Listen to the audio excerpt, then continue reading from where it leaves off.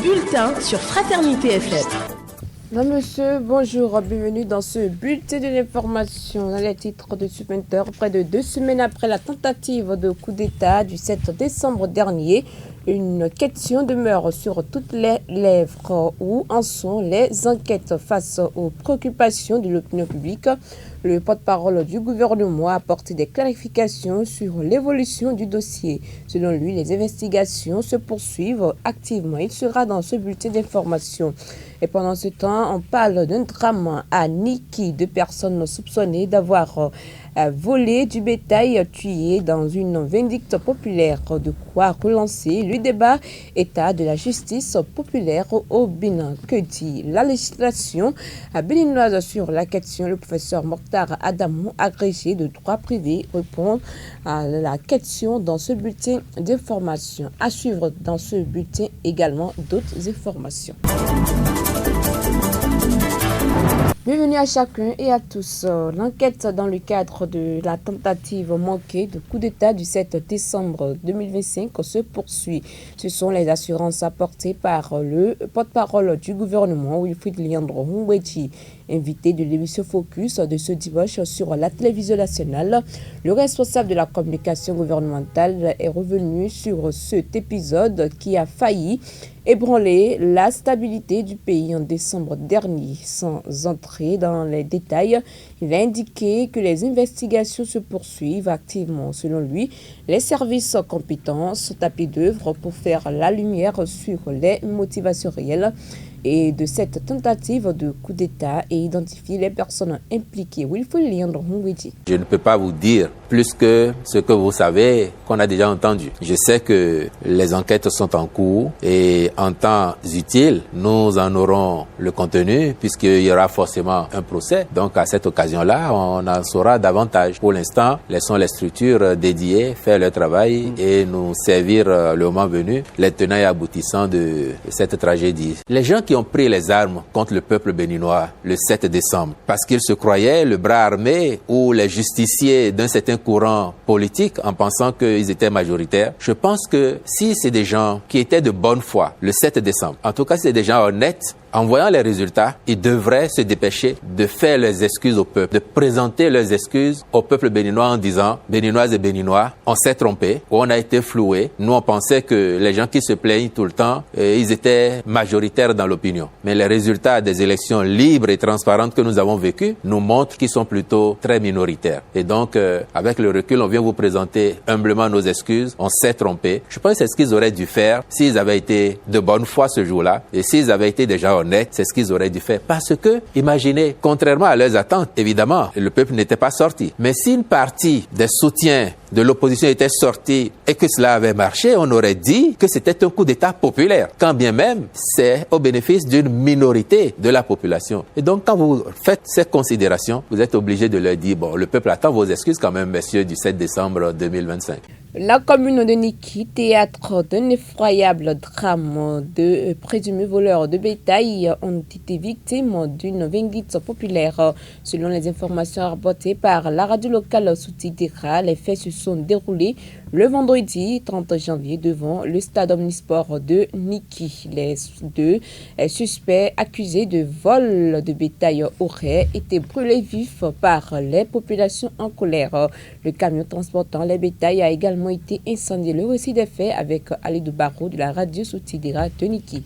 2 individus accusés de vol de bétail ont péri dans un lynchage public avant d'être immolés par le feu, emportant avec eux le véhicule qui servait à leur forfait. Ce qui a commencé par une course-poursuite s'est achevé dans le sang et les flammes. 2 hommes présentés comme des spécialistes du vol de bétail ont été rattrapés par une foule en colère après une énième opération qui a tourné court. Selon les témoignages recueillis sur place, les 2 individus auraient été surpris alors qu'ils tentaient d'acheminer des bêtes volées.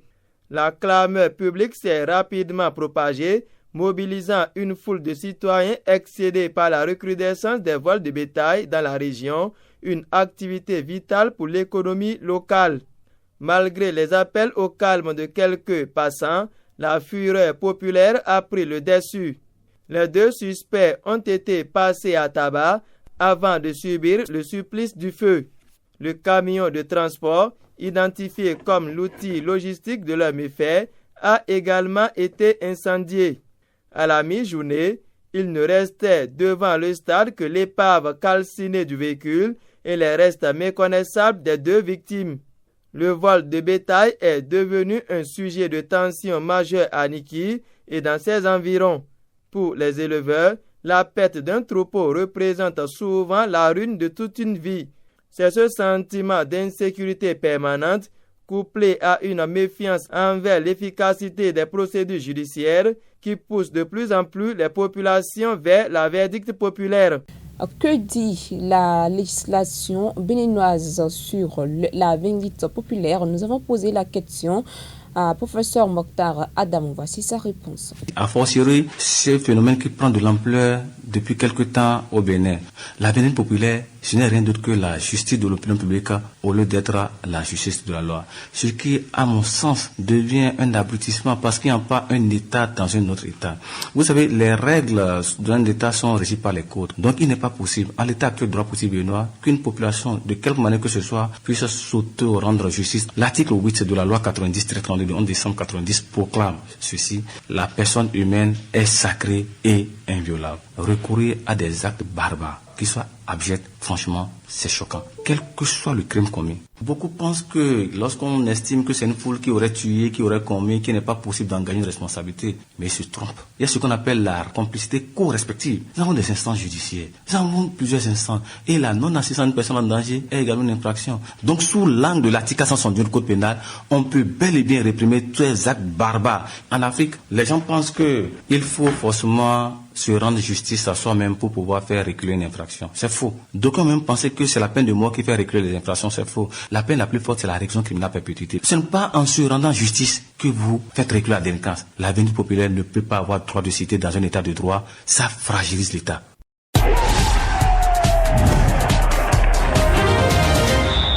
Epifane Chabi, bonjour. Bonjour, Massourat. Championnat national scolaire, les inscriptions ouvertes. Oui, le ministère des Sports a annoncé l'ouverture des inscriptions pour la 6e édition du championnat national scolaire. Il faut dire que la compétition dédiée aux établissements publics et privés d'enseignement secondaire technique et de la formation professionnelle se tiendra courant 2026 sur l'ensemble du territoire national.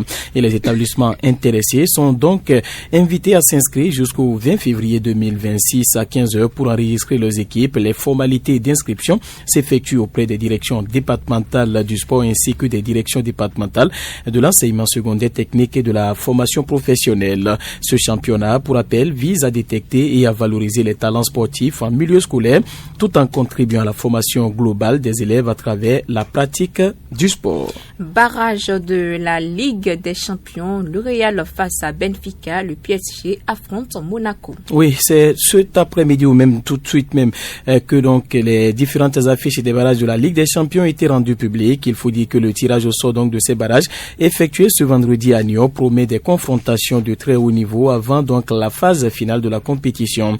L'affiche franco-française entre l'AS Monaco et le Paris Saint-Germain attire naturellement l'attention, tout comme le duel prestigieux entre la Juventus de Turin et Galatasaray.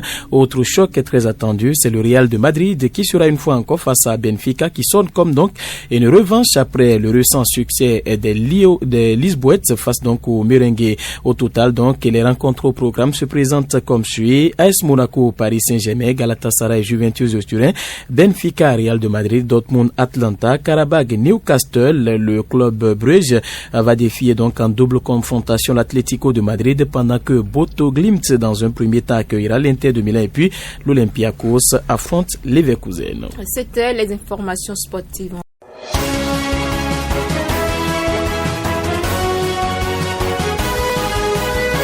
On s'intéresse à présent aux nouvelles hors des frontières béninoises avec vous, Tristoni Sakou. Bonjour. Bonjour.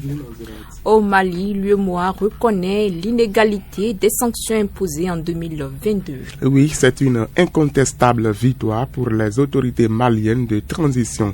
Entre janvier et juillet 2022, la CEDEAO et l'UEMOA ont imposé des sanctions au Mali, notamment économiques, pour tenter de contraindre les militaires rwandais putschistes et adopter un calendrier électoral. Estimant ces sanctions illégales, Bamako avait déposé dès février 2022 une requête en annulation devant la Cour de justice de l'UEMOA, dont la décision a été rendue mercredi 28 janvier et publiée ce jeudi. La Cour donne raison aux autorités maliennes de transition. En République démocratique du Congo, après Kinshasa, les facilitateurs de l'Union africaine se rendent à Kigali. Après avoir rencontré le président congolais Félix Tshisekedi à Kinshasa jeudi 29 janvier, les 5 anciens dirigeants africains qui composent le panel des facilitateurs de l'UEMOA africaine pour l'Est de la République démocratique du Congo doivent être reçus par le chef de l'État rwandais, Paul Kagame, ce vendredi. Ils se rendront ensuite au Burundi avant de présenter un rapport de leur mission lors du prochain sommet de l'organisation continentale à Addis Abeba à mi-février. Merci à vous, Tristoni Sakou. C'est sur cette information que nous mettons un terme à ce bulletin de l'information. Merci de l'avoir suivi et à très bientôt.